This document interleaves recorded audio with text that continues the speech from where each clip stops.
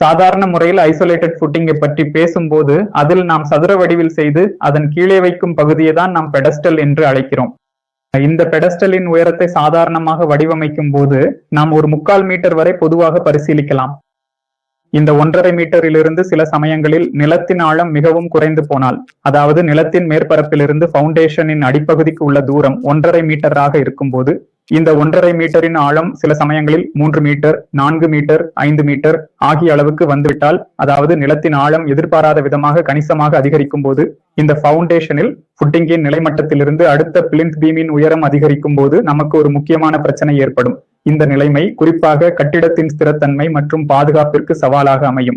அதாவது இந்த காணும் வடிவமைப்பில் உள்ள பில்லர் போதுமானதாக இருக்காது. பில்லரின் தற்போதைய வடிவமைப்பு அதிகரித்த ஆழம் மற்றும் அதனால் ஏற்படும் கூடுதல் அழுத்தங்களை தாங்கும் வகையில் இருக்காது. இது கட்டிடத்தின் ஒட்டுமொத்த கட்டமைப்பிற்கு பாதிப்பை ஏற்படுத்தும். எனவே இந்த சூழ்நிலையை சமாளிக்க பில்லரின் வடிவமைப்பு மற்றும் பவுண்டேஷனின் ஆழம் ஆகியவற்றை மறுபரிசீலனை செய்ய வேண்டியது அவசியமாகிறது. கட்டிடத்தின் பாதுகாப்பு மற்றும் நீண்டகால நிலைத்தன்மையை உறுதிப்படுத்த இந்த மாற்றங்கள் மிகவும் முக்கியமானவை.